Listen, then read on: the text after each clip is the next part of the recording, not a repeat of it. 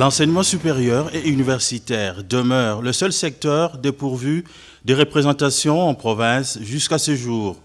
Voilà pourquoi le numéro 2 de l'ESU a été dépêché dans la province du Congo central pour faire l'évaluation de la reprise des activités au sein des établissements de l'enseignement supérieur et universitaire après la levée de l'état d'urgence sanitaire dû à la Covid-19.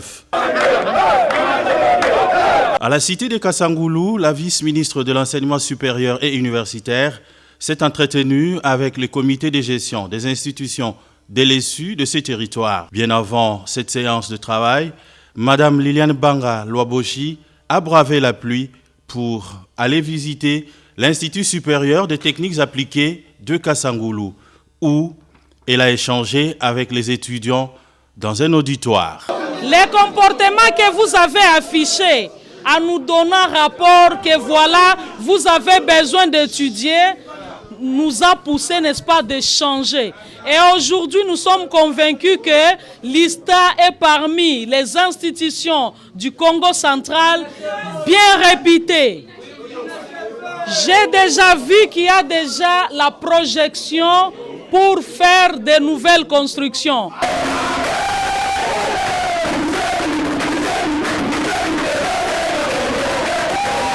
Après son accueil par les étudiants à Kisantu, Madame la vice-ministre de l'ESU a eu droit à une visite guidée à l'Institut supérieur des techniques médicales de Kisantu. À l'ancien, tout comme au nouveau site, les étudiants ont eu du mal à laisser celle qu'ils appellent la maman ESU continuer la visite des auditoires.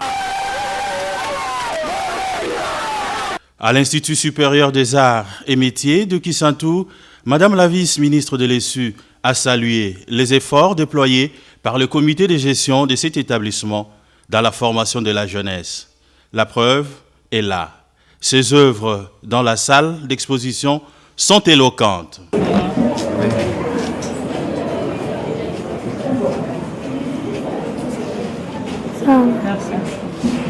Le numéro 2 de l'ESU n'a pas quitté la cité de Inkisi sans avoir visité l'université du CEPROMAD et l'Institut supérieur des techniques médicales pour les professionnels de santé. La nouvelle année 2020-2021. Le calendrier académique réaménagé, le respect de mesures barrières contre la Covid-19 sont scrupuleusement suivis à l'Institut supérieur pédagogique de Mbanzangungu. Le problème des logements des étudiants a été résolu. L'Université Congo rayonne à son tour et d'autres institutions d'enseignement supérieur de la place contribuent également à la formation de la jeunesse congolaise. L'ISTEM Kimpese, pour sa part, a accueilli l'autorité des tutelles au crépuscule de la journée. Et Liliane Banga Lwaboshi s'est tout de même entretenue avec le personnel de cet établissement qui organise les enseignements dans 3 filières, à savoir sciences infirmières, accoucheuses et laboratoires. Très bien.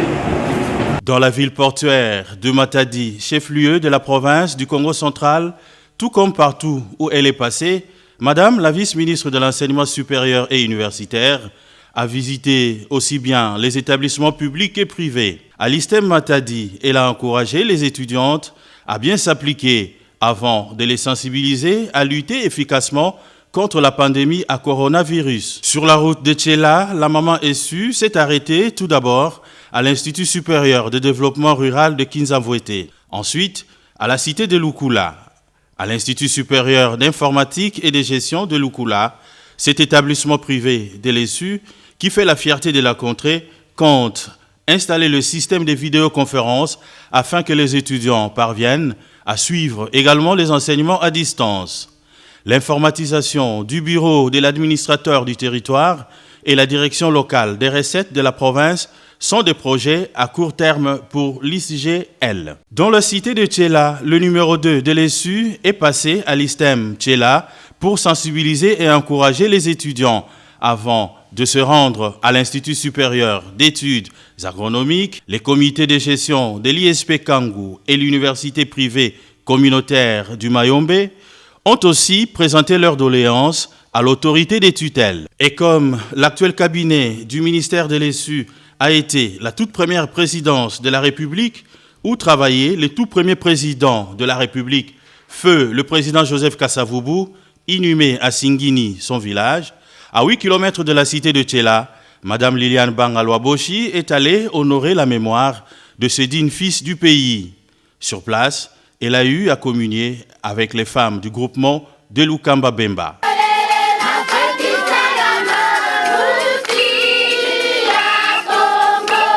Tondo mingi na bana ya Singine, matondo mingi. De Tchela, pour la cité de Boma, Liliane Banga Lwaboshi a effectué une escale à Kidima pour se rendre compte des conditions d'études des étudiantes de l'ISAM et de l'ISTEM Kidima. Dans la ville de Boma, Maman Essu est allée présenter les civilités à Madame le maire de la ville, Maître Marie-Josée Nyongo Nswami, qui a accompagné Madame la vice-ministre sur le terrain. Tour à tour, Madame la vice-ministre a visité l'université de l'Alliance chrétienne, l'IEC Boma, l'ISP et l'ISTA Boma. L'autorité de l'ESU a constaté l'émulation dans les chefs des responsables de ces établissements.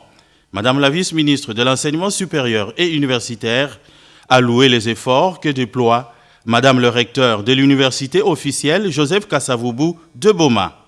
Un grand bâtiment de 2 niveaux pour le campus numérique ainsi que les cliniques universitaires de l'UKV. En visite dans les auditoires, Liliane Banga Lwaboshi a félicité ses futurs cadres du pays. Je suis fière de vous, je vous félicite d'abord par votre comportement, votre manière de participer à lutter contre la Covid-19. Sincèrement, félicitations. Je vous vois tous en masque, je vois la distanciation sociale et ça c'est dans le programme du chef de l'État. Ma mission c'est quoi? C'est d'évaluer l'implication des établissements publics et privés dans la lutte contre la Covid-19 et le comportement après la Covid-19. Et pour l'UKV, je donnerai un rapport parfait par rapport à votre comportement. Félicitations. Et puis, dans la ville côtière de Mwanda, la mission d'inspection de Madame la vice-ministre de l'ESU l'a conduite à l'ISP Mwanda, à l'Institut supérieur d'études techniques et commerciales. La communauté de l'ESU de Mwanda est effectivement engagée dans la vision du ministre des tutelles, Thomas Loakalo Senjola. Le cas de l'Institut supérieur de navigation et de pêche qui assure la formation de gestion maritime, pêche, techniques de santé maritime, machines et autres.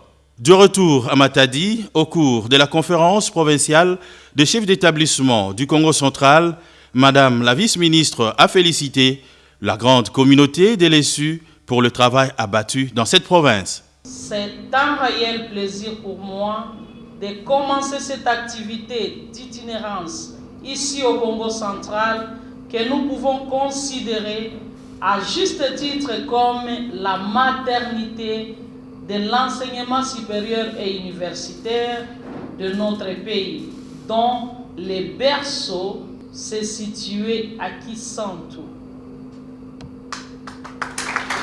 Ainsi, Madame le numéro 2 de l'enseignement supérieur et universitaire a-t-elle bouclé sa visite de travail dans la province du Congo central, un bilan jugé positif pour un total de 43 établissements du secteur de l'enseignement supérieur et universitaire.